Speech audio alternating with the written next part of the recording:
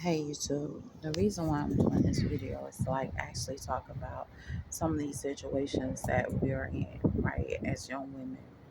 All right, we already know that and our men are in pretty much the same situations.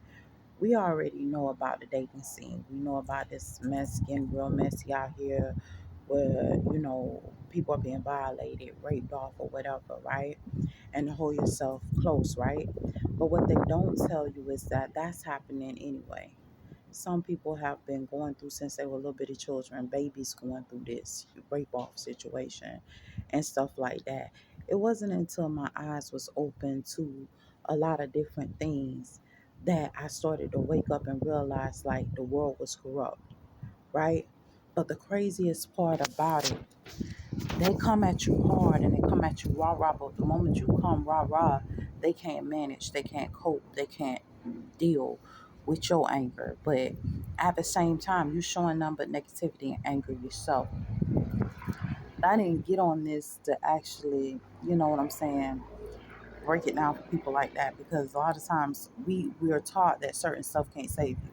You understand what I'm saying? Money on the floor, religion probably can't save you the way you see it or whatever the case may be, but it can.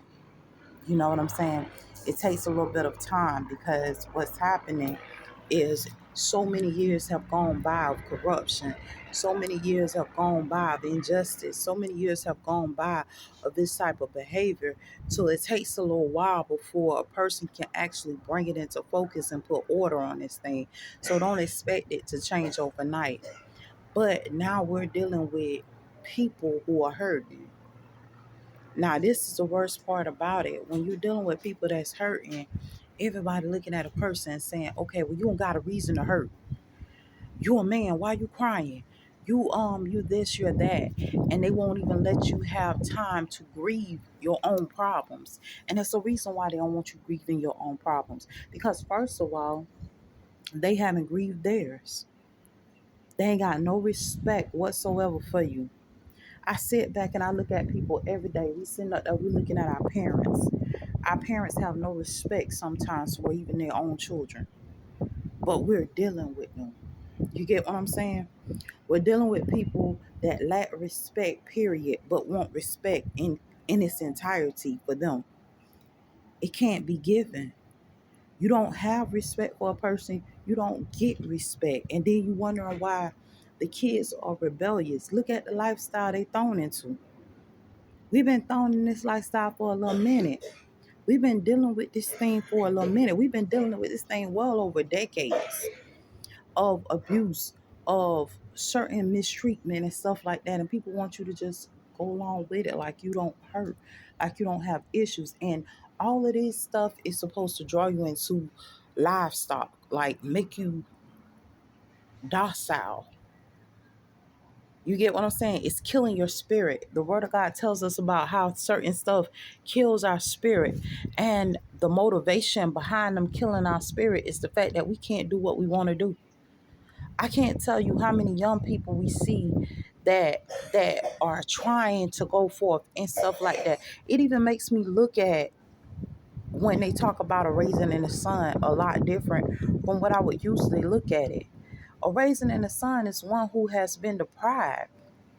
You've been deprived from doing the things that you really want to do and stuff, and it's spiritual burdening you. It's hurting you. You get what I'm saying? You got all these people talking about they big dogs and they this and they that and follow the mission and all this different stuff. And yeah, that's cool. You got wisdom. Thank God for that, because it's good to know that other people are going through the same struggles. You get what I'm saying? But this comes to question: how do we kill the issues that we're dealing with? How are we going to destroy them if we don't destroy the problem itself? We sit up here and we build prison after prison after prison. And I'm just not realizing that the way things are right now, half of those prisons may be full with innocent people. And that's when it gets real sad, because truth be told, we started asking questions. Well, why are these people shooting up stores and shooting up malls and shooting up all these different places. It wasn't until I started getting in certain situations and God began to reveal certain situations that shows me why the schools are getting shot up. You keep bullying people and you refuse to stop bullying them. Eventually, they sit up there and show that they can be a bull too. We have to really get to the problem of things. You have certain jobs. They're sending up there, they're programming people, and they're very flamboyant with it if you are not aware that they send up there, they're targeting certain staff members and certain employees that are on those jobs. Why are you targeting them? Do you not expect a response at some point? How many years have this person went through the hostility without any reparation, without any justice being taken? So they feel if you can get away with all that, then they should be able to get away with it. Every story that we heard about the college shootings, the universal shootings, and stuff like that. And then we hear the story behind it. They were being bullied. They were being harassed. They were being whatchamacallit. But guess what? We did not look at the shooters as victims. Who victimized them?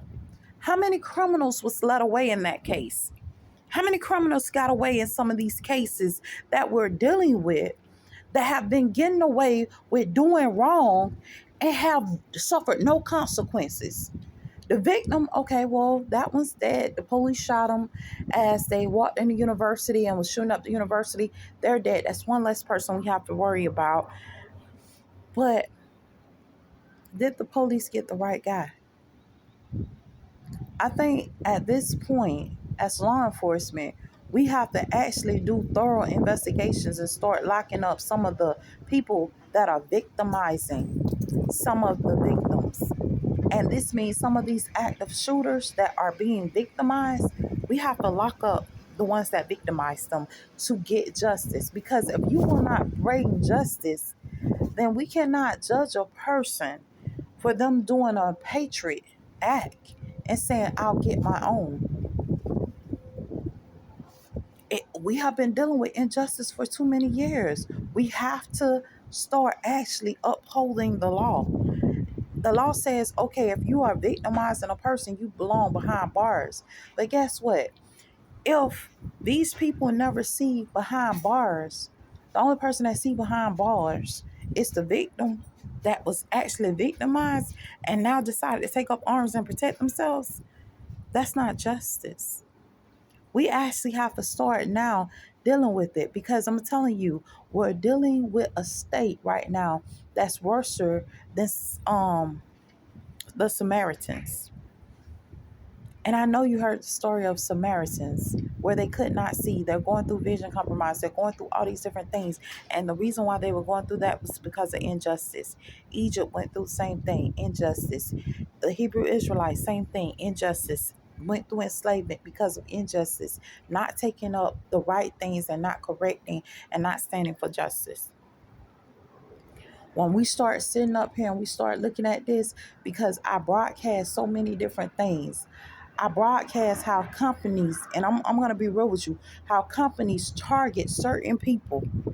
And I'm going to be real with you. They target certain people and get away with that targeting every day, refusing to correct anything. And it's been going on. It's been habitualized. Even in everyday society, the courthouses are doing pretty much the same thing. It starts to make me wonder, why do you need all this extra security? You need all this extra security because you're doing illegal activities. You're victimizing the population and the citizens of the community. And now you need extra security and to actually cover up and kind of protect you from certain things. We have to get back to telling the truth about certain situations and actually divulging certain situations. You're not going to tell me that a young woman, she loses her virginity and then it's okay for 40 men to run through her, disguised as the man that she lost her virginity to. That's not cool. Or a young man going through the same thing. He thinks he's with his girlfriend and you got gay men dating him and all kinds of women dating him and stuff, and he never really gets to spend his real time with his girlfriend. This stuff is really taking place because of the fact that they think they're going to justify it and say, oh, well, it's because they weren't serving God. That's another lie. These people care nothing about God. The ones that's doing this, they care nothing about God. That's the same way the little altar boys that was Catholic was getting raped off. You care nothing about God because every time an issue happened and it was exposed, you never turned around and you never dealt with those situations that those people were involved in. Now I understand that there are a few situations, trust me, and they have been doing this to me constantly, where they constantly keep lying and putting me in certain situations. I have been dealing with that habitually, where like they would just lie out of the blue for no reason. And I'll be like, well, what they lying on me for? And stuff like that. Why are you trying to write me up? Why are you trying to put me in certain situations? And stuff like that. And it gets kind of out of control because these people are trying to play with a double-edged sword. So if they can't play on one side and victimize you, they're going to play on another side and victimize you. So I do know those situations. And yeah, but when we have concrete evidence that says, hey, this person was the problem, and trust me, if we go back and we investigate, I had a situation the other day at the job and I say, you don't see ill intent here. People at the job looking at me like I'm crazy. I say, this person put a disciplinary report in my file and you don't see ill intent there, and that person never issued any instructions, never said nothing to me. I don't even really know this person, but out of the blue, they will write a disciplinary report on me about a situation that happened that another person did, and they supposed to be over both of us, and you don't see ill intent. Now we don't really see anybody can write. No, anybody can't. That does not stand up in the court of law. That does not stand up in life. Whoever sit up there and issue the instructions, issue an order, supposed to follow through on the orders and supposed to write it up, regardless of what the reason is. But guess what? This is how this plays. They do so much wrong and falsify so many documents, and they have their fall people. So the fall people is the person that they using. Like this woman on my report, she was used as a fall person. So basically, when it come down to it, you stopped, I'm stopped, but the person that's really involved and really puppeteering ain't stopped. So they still moving up the ladder. Reports has to be made. We do not allow victimization of people. So what it is, we already know that the report was ill intent. We can say, hey, this is ill intent. We know it's a mess going on with this. We know it's some issues going on with this. So they sit back and they say, okay, well, we know, but we're not gonna correct it. So when you know something's wrong, you knew it was an issue, but you refused to correct the issue. You knew there was problems, but you refused to correct the problems. Now the problems began to escalate. You have allowed these corrupt people into the companies. You have allowed them into certain statuses and positions. Let me be real with you. I had a person to falsely Baker Act me for no reason. Nobody knows these stories like this, but I'm going to tell you. They Baker acted me for no reason. When they Baker acted me for no reason, I just now found out from my son. My son said something to me. He said, Mommy, you were gone for a whole year one time. When they did that, they injected me in my arm with something. I went completely unconscious. When I woke up, I was in a different location. He said, Mommy, you was gone for a whole year one time. We didn't see you for a whole year. I didn't even know that. It hurted me to my heart to hear this child tell me this. He said, I didn't see you for a whole year. This is why I feel the way I feel. And here I am thinking life was normal. I didn't know what had happened. And I got a child because I know I was on the road a little bit, and I couldn't have been on the road no more than like, I would go like road trips. I'd be gone for like maybe a week or two, but I never been gone a whole year. But this is when they kidnapped me from out of my home and called themselves Baker Act me. They did that like multiple times without probable cause. Multiple times without probable cause through law enforcement. I was reporting all that stuff. Guess what? Law enforcement ain't did nothing. Report to internal affairs. Internal affairs act like I wasn't even saying nothing to them. And then when a person takes on a patriotic act and say, hey, this is wrong. You have wronged me. They do nothing. I put in court orders about everything that they did to me. I did lawsuits about all that stuff. Guess what? Nobody cared. It pissed me off when I'm sitting here and I'm showing them hardcore evidence. You cannot do a chronological log without it being chronological. What this means is you cannot do what's your name? If you do an edit, they have to show the original version of that chronicle log, and then they have to show the edited version. They do what they want to do. The chronological log wasn't even appropriate. I'm explaining this in the courtroom to the judge. The judge say it's okay. They're allowed to do that. I say no, ma'am, they're not. There are laws against this. This law covers that. This law says that this is inappropriate. When you set up there, you did all this stuff. It was inappropriate. It was wrong. But they have been getting away with their evil, so they're okay. They're good right now. It's not until the bottom drops out that they'll become to the point where they say, okay, well, we did wrong, and try to befriend you. And all the befriendment is just like, man, y'all don't see how y'all hurt me? What are you here for? Oh, I'm here to help you. And then as they helping you, all you see them is trying to abuse you while they helping you. And you be like, well, you ain't had to help me. You could have stayed on the other side. Because I hate to sit up there and be somewhere where a person is abusing me even more just because I'm in need. But they don't see that either. They don't see a person trying to cope and trying to live and trying to have. They just want what they want. They want authority. They want control. They want people enslaved up under them. They want people doing what they want them to do and stuff like that. But at some point, you got to come and see the power piper. You done puppeteered all these years. Now you gotta pay the power piper. You gotta pay the universe for that. You can't send evil into the universe and think it's not a price tag that gotta get paid. You're trying to keep your eyesight. You trying to keep your eyesight on, but you've been stealing the eyesight of the innocent just so that you can have.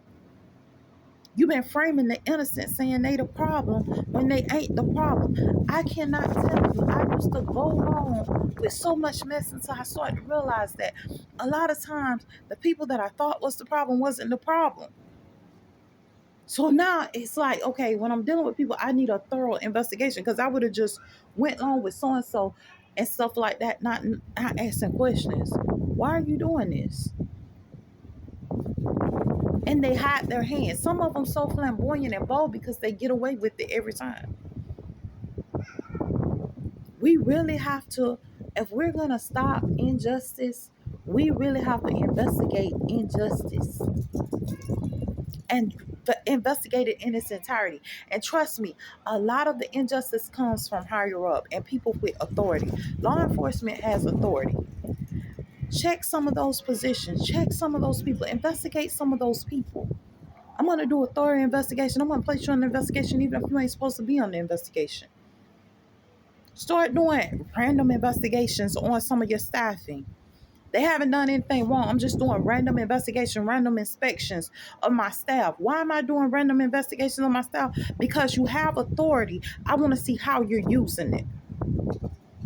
Because when you have the authority to take a person's life and hold them in captivity anywhere, somebody need to start randomly investigating you. See who you are connected to. Why are you connected to these people? What kind of criminal behaviors you're connected to?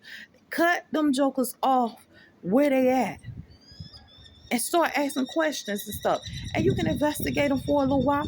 You really don't need, and I'm gonna tell you the greatest thing about law enforcement, I don't need a reason to investigate you. I can just investigate you. I don't have to have probable cause. I can investigate you as much as I want to. I don't have to have probable cause.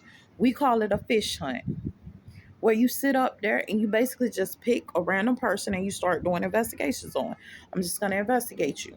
Why are you going to investigate the person? I'm just doing a random investigation of staff. That's it. We have a lot of criminal activity, a lot of criminal behavior, and we're just doing random investigations of staff. And when you start linking them to the criminal activities and the criminal organizations and the criminal behavior and the criminal everything, and be careful, because when you start doing random investigation, you must keep it sealed. So only you know who's being randomly investigated. You're not going to print out a list and say, well, these are all the people that's going to be investigated in the next month, and hand it out to all the staff. And now it's leaked out. So they sit up there and they sit home and they do what they're supposed to do for a whole month and stuff like that. You have to really do a thorough investigation and keep it sealed and closed so that you can actually catch the criminals. Because it's a lot of criminals hiding behind high power positions, judge positions, law enforcement positions, companies and corporation positions, and they're very high up in the totem pole, and they're a pack of wolves. And I'm gonna be real with you. Trust me, I don't run with the pack. I don't run with the pack. Everything trying to make me predatorial. I'm not predatorial. I'm protective. It's a big difference. Being protective means, look, I'm going to protect me and mine by any means necessary. I'm not predatorial because I'm not sitting up there preying on anybody or trying to eat off of somebody's downfall. We really have to wake up, because if this injustice continues on, the people are going to grow more and more disgruntled. A lot of other things are going to happen. The people are enslaved more and more. Guess what? They still envision. Let me tell you something. Innocent children are now dealing with predatory people's behavior. So a child molester molests children, and guess what? That child that they molested, that's a victim, they're trying to force that child to bear the problems and the products of what they did wrong. So basically making that child a predator because they already been preyed on by the predator. So now the child is looked at as a predator when, truth be told, the child is a victim. We have to really start looking into this. And this is happening with grown-ups, women, men, and children. I tell people this all the time. Young women, you wondering why a lot of these young women are gay. They're afraid of a man because they're being attacked by multiple men. And they're not afraid of women, but women are just as predatory as men. A lot of them out there are. And so they're being raped by men, women, and everything else, but they only gave them an image of a man, and these women turned gay. So now they have been victimized. Where was the justice served? There was no justice served. We're dealing with stories where little boys say, a man told me if I get him $200, I can sleep with this girl and stuff like that. Me and my whole crew. Okay, you gave him the $200. You went and slept with the little girl, you and your whole crew. Now comes the question, what are you partaking in? Hoism. But guess what? Now you got a rape charge because that little girl wasn't in agreement with that. I keep telling young women not to have sex. Keep telling young men the same thing. Because guess what? You got men, because this young man comes from a church family, that will rape him off with other men and pass him around from other men to other men and try to make him a woman because he's sexually active. They're not talking about how bad it is for our kids. They're not talking about how bad it is for the people. They're not talking about how bad it is, period. There's a lot going on. People, the only cure for this sickness is God. We were looking at I Am Legend. I Am Legend talked about cancer. It talked about a disease. Let me be real with you. Look at them things again. Look at what was really on I Am Legend with Will Smith. Them was demons. New York was plagued with a group of demons. The only time you can come out is in the daytime because at night they begin to hunt people and rape people off, doing all kind of demonic stuff. That's what the real tell is. When the man say I had my windows boarded up, they almost got through. I'm waiting to read. I'm waiting to listen to the audible version of it and get through too, because I know this story has so much more to it than what some people are saying. We are dealing with a time where we're in communities, right? And if we allow injustice to take place, it's going to take place. So we're going into the sheriff's office. We're applying for jobs as correction officers. We're applying for jobs as police officers. And the first thing that was said to me when I applied for a job as a police officer was this. I was in the academy and they said, "You think you're going to make a change?" I was like, "Yeah, I feel like we could probably make a difference." They told me, "You're not going to make a difference. Nothing's going to change." And that was me in the academy. My academy years was so hell-bound because they did not want me to complete the academy and stuff like that. I even got a phony charge. They put a charge on me, resistance without violence, because I was trying to protect my nieces. Resistance without violence is a secondary charge, sir. Where is the first charge? What am I resistant to? Where is the order? Where's the original charge? But nobody knows about this, and that can stay in my record for God knows how long. And the first thing the Joker tell me is something, I ain't part of them. And this guy was a great officer and stuff like that. If he was so much of a great officer, why would you put a resistance without violence charge in my file? What was I resistant to? That's a secondary charge. You have to charge me with the first charge in order to make the secondary charge stick. What was she resistant to? Violation of a court, refused to comply with a court order, and that's where the charge starts at. And you know how it goes. You got one charge for the resisting a court order, and then you have a second charge for resistance without violence.